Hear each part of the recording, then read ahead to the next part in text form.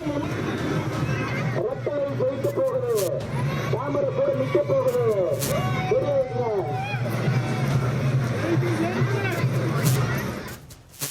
शाह का प्रण, जीतेंगे दक्षिण का रण।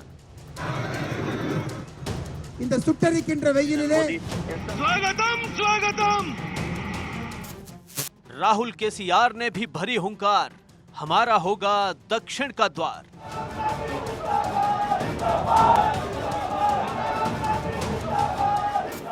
मोदी राहुल केसीआर, आखिर कौन जीतेगा दक्षिण का द्वार?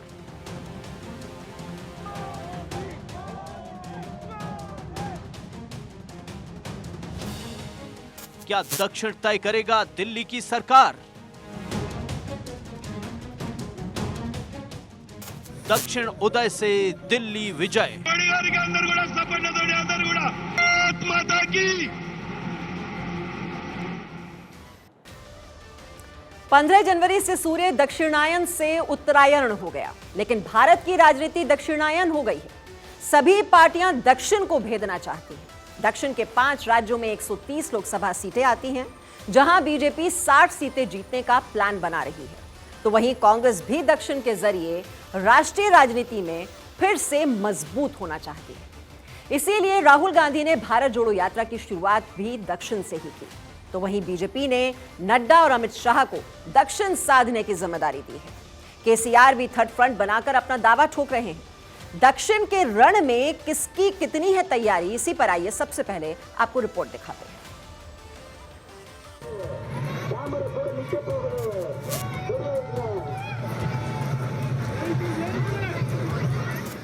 स्वागतम स्वागतम।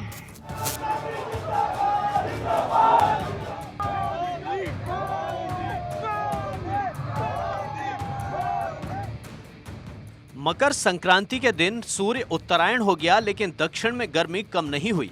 मिशन दक्षिण के लिए सारी पार्टियां अपनी पूरी ताकत लगा रही हैं।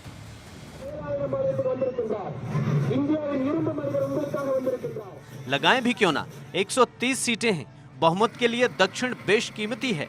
जहां राहुल गांधी ने अपनी भारत जोड़ो यात्रा की शुरुआत दक्षिण से की, तो वहीं मोदी सरकार दक्षिण के लिए पूरी रणनीति तैयार कर चुकी है।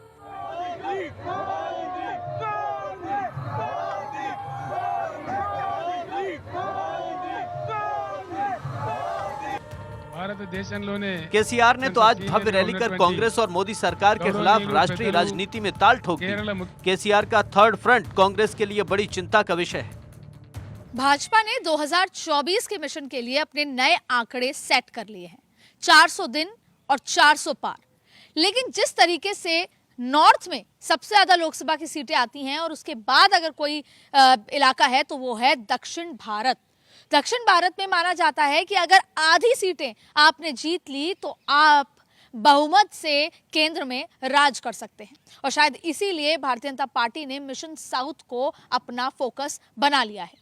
दरअसल इन 5 राज्यों में जो 2014 से पहले केवल 4 राज्य हुआ करते थे, 2014 के बाद 5 राज्य हुए, उसमें 130 लोकसभा सीटें हैं। और उस पर भारतीय जनता पार्टी ने अलग अलग तरीके से, लेकिन एक ही फॉर्मूला जिसे कहते हैं पन्ना प्रमुख, उस पर काम करना शुरू कर दिया गया है और पूरे संगठन की टीम को वहां पर लगा दिया है। आपको बता दें कि कांग्रेस के 55 साल के शासन में दक्षिण भारत का बहुत ही महत्वपूर्ण रोल रहा है।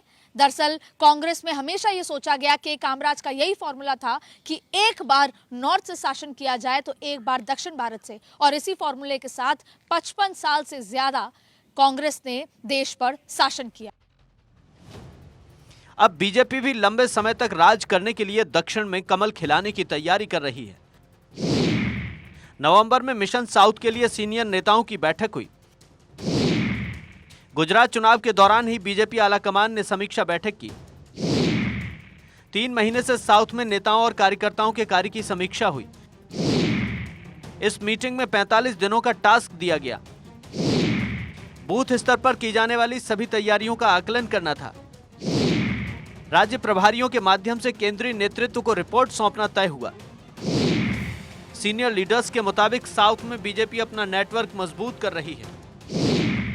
उत्तर भारत में कामयाब रही स्ट्रेटजी को ही साउथ में लागू किया जाएगा। कर्नाटक और तेलंगाना की जिम्मेदारी 3 नेताओं को दी गई है। ये नेता राज्य प्रभारियों से कोऑर्डिनेशन करके केंद्रीय नेतृत्व को रिपोर्ट देंगे। दरअसल मिशन साउथ के लिए भाजपा ने तभी रणनीति बना ली थी जब तमाम दूसरे दल गुजरात के चुनाव की तैयारियां कर रहे थे या गुजरात चुनाव के नतीजों के बाद अपनी थकान उतार रहे थे। भाजपा ने मिशन साउथ के लिए एक बेहद अलग मास्टर ब्लास्टर रणनीति तैयार की है। वो भी इसलिए क्योंकि बहुत महत्वपूर्ण है कि अगर मध्य प्रदेश से या राजस्थान से सीटें कम हुई तो फिर कैसे मिशन साउथ के माध्यम से भरपाई की जाए और देश में एक परसेप्शन हो कि भाजपा केवल नॉर्थ वाली पार्टी ही नहीं है, वो पूरे देश की पार्टी है। क्योंकि पिछले चुनाव में भाजपा ने 90% सीट नॉर्थ से हासिल की थी और अब ये गेम प्लान दूसरे तरीके से भारतीय जनता पार्टी स्ट्रेटेजाइज कर रही है। राहुल गांधी ने अपनी भारत जोड़ो यात्रा की शुरुआत केरल से की। राहुल की पूरी यात्रा के दौरान 22 महत्वपूर्ण स्थानों में से 9 दक्षिण भारत में हैं।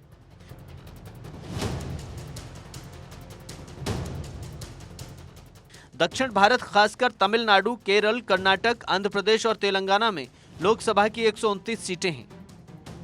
कांग्रेस की अगर बात करें तो 52 में से 29 सीटें कांग्रेस की दक्षिण भारत से है और शायद यही वजह है कि राहुल गांधी हो या पूरी कांग्रेस, उसका फोकस दक्षिण भारत पर ज्यादा है और इसीलिए मल्लिकार्जुन खड़गे, केसी वेणुगोपाल और राहुल गांधी खुद तीनों मिलकर दक्षिण भारत पे ज्यादा फोकस लगाए बैठे हैं और इसीलिए कर्नाटक कांग्रेस के लिए एक बहुत महत्वपूर्ण चुनाव है जिसमें डीके शिव कुमार और सिद्धारमैया पर पूरा दारोमदार टिका हुआ है। कांग्रेस को अंदरूनी सर्वे में पता चला है कि बीजेपी अभी भी हिंदी भाषी राज्यों में मजबूत स्थिति में है, इसलिए उन्हें दक्षिण पर ज्यादा फोकस करने की जरूरत है। तब से कांग्रेस दक्षिण में कमजोर हुई राष्ट्रीय राजनीति में सत्ता से बाहर हो गई। इमरजेंसी के बाद जब पूर्व प्रधानमंत्री इंदिरा गांधी और संजय गांधी अपनी सीटें हार गए थे, उस समय कांग्रेस सिमटकर 153 पर आ गई थी और तब भी कांग्रेस ने 92 सीटें दक्षिण भारत से ली थी। तो वहीं तेलंगाना में सीएम केसीआर ने आज खम्मम में शक्ति प्रदर्शन किया। इस रैली में दिल्ली के सीएम अरविंद केजरीवाल, पंजाब के सीएम भगवंत मान, केरल के सीएम पिनराई विजयन, सपा अध्यक्ष अखिलेश यादव और सीपीआई नेता डी राजा भी शामिल हुए, जो कांग्रेस के लिए खतरे की घंटी है। दरअसल केसीआर ने भाजपा के खिलाफ अपना अलग ही मोर्चा खोल दिया है और पूरे विपक्ष को कांग्रेस के अलावा एक साथ लाकर भाजपा को साइडलाइन करना चाहते हैं। लेकिन केसीआर की स्ट्रेटजी में कांग्रेस साइडलाइंड है और ऐसे में आज जब बैठक हुई, जब बड़ी रैली हुई, तो उसमें अरविंद केजरीवाल, अखिलेश यादव से लेकर तमाम लोग उस रैली में शामिल हुए। लेकिन परेशानी केवल इतनी है कि केसीआर जहां एक तरफ साइलेंटली केंद्र की राजनीति में एंट्री करना चाहते हैं, तो वहीं ममता और अरविंद केजरीवाल एक दूसरे के साथ नहीं रहना चाहते और वहीं कांग्रेस सोचती है कि अगर विपक्ष की बात है, विपक्ष की एकजुटता की बात है, तो कांग्रेस उसमें बड़े भाई की भूमिका में है।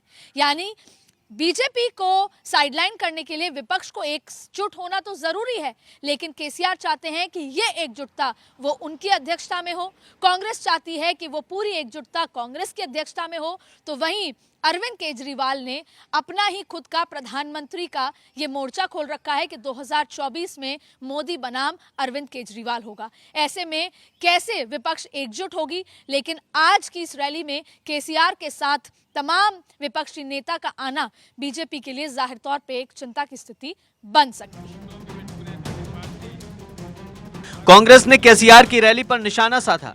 कांग्रेस ने कहा कि अगर कांग्रेस को अलग थलग करके कोई मोर्चा बनाने का प्रयास होगा तो ये सीधे सीधे बीजेपी की मदद करना होगा।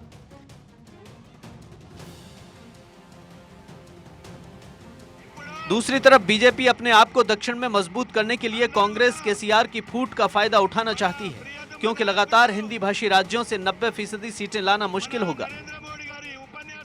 दरअसल बीजेपी के लिए मिशन साउथ इसलिए भी महत्वपूर्ण है क्योंकि अगर नॉर्थ में किसी भी तरह का घाटा भारतीय जनता पार्टी को अपनी सीटों में होता है तो उसकी भरपाई साउथ से की जा सके।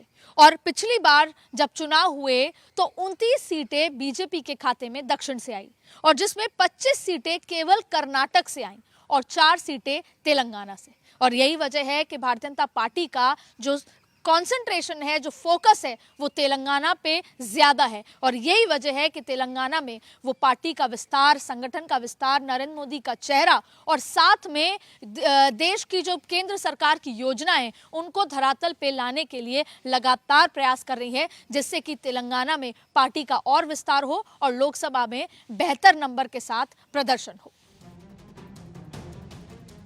दक्षिण का द्वार जो जीतेगा दिल्ली की गद्दी के करीब होगा, क्योंकि 130 सीटों में अगर बीजेपी 60 सीट हासिल कर लेती है तो नॉर्थ में सीटें कम होने पर भी कोई असर नहीं पड़ेगा और अमित शाह का 50 साल तक राज करने वाला प्लान आगे बढ़ सकेगा। अगर राहुल कांग्रेस की वापसी करवाना चाहते हैं तो दक्षिण में वापसी करनी होगी, लेकिन इस सब के बीच केसीआर राष्ट्रीय राजनीति में आने के जो सपने देख रहे हैं वो दोनों दलों के लिए चुनौती साबित हो सकते हैं।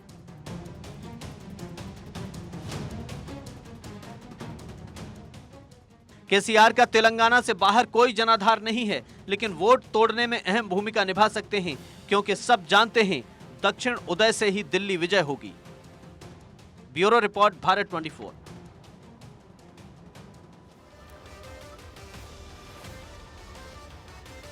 दरअसल दक्षिण को जीतने के लिए बीजेपी की नजर साउथ के सुपरस्टार्स पर है, क्योंकि साउथ के लोगों में फिल्म स्टार्स का खूब क्रेज रहता है।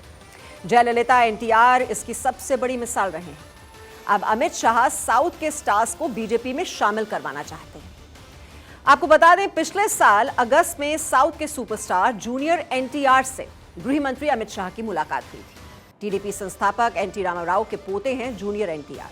अमित शाह ने उन्हें तेलुगु सिनेमा के रत्न कहकर संबोधित किया। पीटी उषा को बनाया भारतीय ओलंपिक संघ का अध्यक्ष। राज्यसभा के लिए मनोनीत सदस्यों पर नजर डालें तो सभी दक्षिण भारत से हैं। पीटी उषा जहां केरल से हैं, तो संगीतकार इलैया राजा तमिलनाडु से, लेखक और film director V Vijendra Andhra से आते हैं। समाज सेवी वीरेंद्र हेगड़े कर्नाटक की बड़ी हस्ती माने जाते हैं। आपको यह भी बता दें, मिशन साउथ के लिए बीजेपी ने पीएम मोदी को केंद्र में रखकर अलग से स्ट्रैटेजी बनाई है।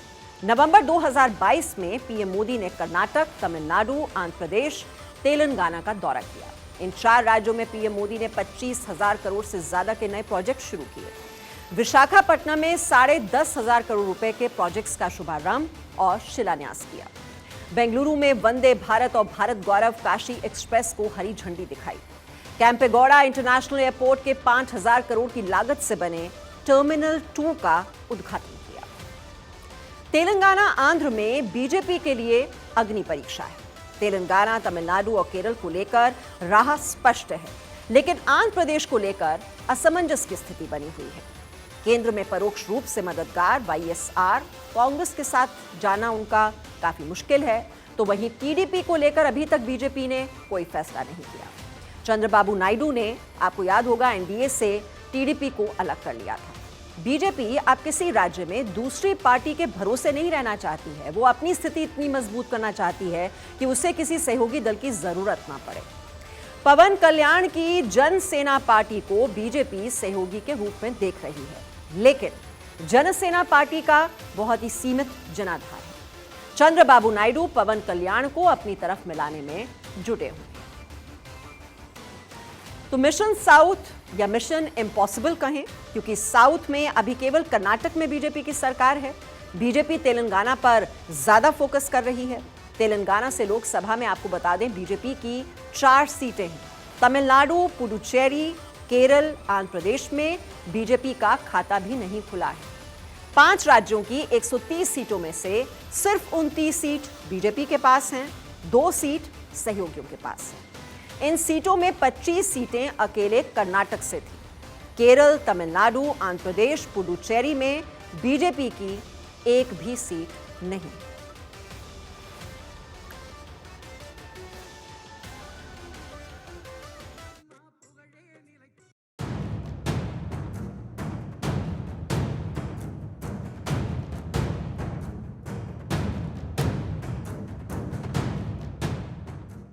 इंदिरा गांधी के बाद मोदी ही हैं जो कश्मीर से कन्याकुमारी तक लोगों की पसंद है। चाहे कोई मोदी से प्यार करता है तो कोई नफरत, लेकिन मोदी जरूर मन में है। मोदी के आने के बाद बीजेपी ने नामुमकिन से लगने वाले हर काम को मुमकिन बना दिया। त्रिपुरा नॉर्थ ईस्ट तक में बीजेपी ने सरकार बना ली, बंगाल में विपक्ष की गद्दी हासिल कर ली, लेकिन दक्षिण में अभी भी संघर्ष करना पड़ रहा है। दक्षिण में सिर्फ कर्नाटक ही है जहां बीजेपी ने सरकार बनाई, लेकिन उसका श्रेय भी येदियुरप्पा को ही जाता है। मोदी ये अच्छी तरह जानते हैं, इसीलिए मोदी ने केंद्र में आते ही बागी हो चुके येदियुरप्पा की घर वापसी करवाई। येदियुरप्पा की ही मेहनत थी कि बीजेपी ने मिशन लोटस के जरिए फिर से कर्नाटक में सरकार बना ली। जमीनी नेताओं की कद्र करना मोदी अच्छी तरह जानते हैं, इसीलिए तो बीजेपी की कार्यकारिणी की मीटिंग के दौरान भी 15 मिनट येदियुरप्पा से अकेले मिले, क्योंकि मोदी दक्षिण को जीतकर देश के सर्वमान्य नेता बनना चाहते हैं। इसलिए बीजेपी को कर्नाटक के बाद दक्षिण भारत में सबसे ज्यादा उम्मीद तेलंगाना से है, जहां केसीआर को हैदराबाद के म्युनिसिपल चुनाव में भी टक्कर देने के लिए आधी कैबिनेट उतार दी गई थी। दरअसल बीजेपी लोगों को यह मैसेज देना चाहती थी कि तेलंगाना में अब हम ही हैं जो केसीआर को चुनौती दे सकते हैं, हटा सकते हैं। इसलिए बीजेपी ने तेलंगाना के लिए अलग से योजना बनाई है, जिसके तहत नेताओं के दौरे बढ़ाए जाएंगे। बीजेपी की स्ट्रैटेजी बड़े नेताओं के ज्यादा से ज्यादा दौरे की है। राष्ट्रीय अध्यक्ष से लेकर राष्ट्रीय महासचिव और संगठन से जुड़े बड़े नेताओं को भेजा जाएगा। केंद्रीय मंत्रिमंडल के वरिष्ठ नेताओं का दक्षिण के राज्यों का दौरा भी बढ़ाया जाएगा, ताकि मिशन तेलंगाना पूरा किया जाए। इसके लिए बीजेपी ने तेलंगाना में प्रशिक्षण शिविर का आयोजन किया। मिशन दक्षिण के तहत एक कार्यक्रम मिशन 90 शुरू किया गया। 10,000 गांवों में चौपालें लगेंगी। बाद में 119 विधानसभाओं में बड़े पैमाने पर सभाएं होंगी। केसीआर सरकार की कमियों, उसके भ्रष्टाचार और भाई भतीजावाद पर चर्चा होगी। मोदी सरकार की योजनाओं की जानकारी भी लोगों को दी जाएगी। तेलंगाना में बीजेपी ने लोकसभा की 4 सीटें जीती थी, अब 13 और सीटों पर फोकस। इसके अलावा अमित शाह और नड्डा का स्पेशल फोकस तेलंगाना पर है। मोदी योगी की जोड़ी से ज्यादा प्रचार करवाया जाएगा। मोदी और योगी की जोड़ी अब दक्षिण में कमाल करने के लिए रेडी है। कर्नाटक में अयोध्या की तर्ज पर राम मंदिर बनाने का ब्लूप्रिंट बनाया गया। यूपी के सीएम योगी आदित्यनाथ से इस प्रोजेक्ट का उद्घाटन कराया जाएगा। बीजेपी कर्नाटक से हिंदुत्व का सियासी मैसेज देकर तेलंगाना फतह करना चाहती है। योगी आदित्यनाथ विकास और धर्म की राजनीति के मॉडल से हवा का रुख बदल सकते हैं, ताकि दक्षिण भारत में भाजपा का विस्तार किया जाए और हिंदुत्व, राष्ट्रवाद, सरकारी योजनाओं और नरेंद्र मोदी के चेहरे पर चुनाव लड़ा जाए। 2024 के लोकसभा चुनाव से पहले सभी 5 राज्यों में पीएम मोदी की रैली ज्यादा से ज्यादा करने का प्लान बनाया गया है। सरकारी योजनाओं का शिलान्यास, लोकार्पण पीएम से करवाकर संदेश देने की कोशिश की जाएगी कि डबल इंजन की सरकार बनेगी तो राज्य का विकास और तेजी से होगा, इसीलिए हमें चुने। मिशन साउथ के लिए बीजेपी ने CCC फॉर्मूला बनाया है। कल्चरल नेशनलिज्म, करप्शन पर चोट और क्रेडिबिलिटी का फॉर्मूला, क्योंकि बीजेपी केवल उत्तर भारत की पार्टी होने का टैग हटाना चाहती है। वहीं दूसरी तरफ केजरीवाल, अखिलेश और केसीआर मिलकर अपनी ही खिचड़ी पका रहे हैं। ये तीनों कांग्रेस से अलग होकर बीजेपी को घेरना चाहते हैं। अभी कल ही भारतीय जनता पार्टी की मीटिंग खत्म हुई है और उन्होंने कहा कि 400 दिन बाकी हैं। हमें तो लगता था कि ये सरकार तो वो है जो दावा करती थी कि हटेगी नहीं, अब तो वो स्वयं स्वीकार कर रही है कि अब 400 दिन हैं। जो सरकार अपने दिन गिनने लगे, जो सरकार अपने दिन बताने लगे, समझ लो ये 400 दिन बाद सरकार रुकने वाली नहीं है। अब तो 399 दिन बचे हैं। अब ये आने वाला वक्त ही बताएगा कि मिशन बीजेपी कंप्लीट होगा या राहुल की भारत यात्रा सफल होगी। केसीआर चाहे रैलियां कर लें, लेकिन केसीआर का तेलंगाना तक में जनाधार घट रहा है। इसलिए मुकाबले में सबसे आगे बीजेपी ही लग रही है, जिस हिसाब से बीजेपी ने तैयारियां शुरू की हैं। Bureau report, Bharat 24।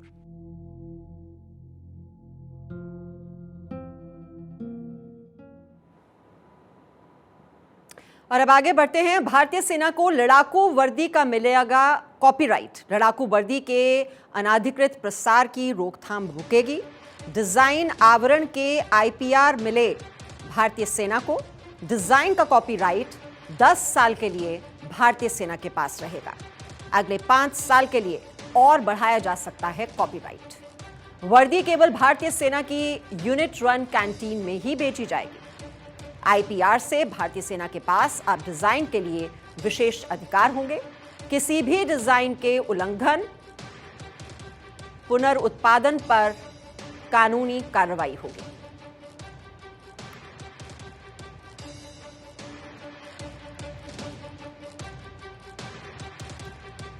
तो भारतीय सेना को लड़ाकू वर्दी का मिला है कॉपीराइट और उसी से जुड़ी हुई जानकारी हम आपको बता रहे हैं। अगले 5 साल के लिए और बढ़ाया जा सकता है कॉपीराइट। वर्दी केवल भारतीय सेना की यूनिट रन कैंटीन में ही बेची जाएगी। आईपीआर से भारतीय सेना के पास अब डिजाइन के लिए विशेष अधिकार होगा। किसी भी डिजाइन के उल्लंघन, पुनरुत्पादन पर कानूनी कार्रवाई होगी।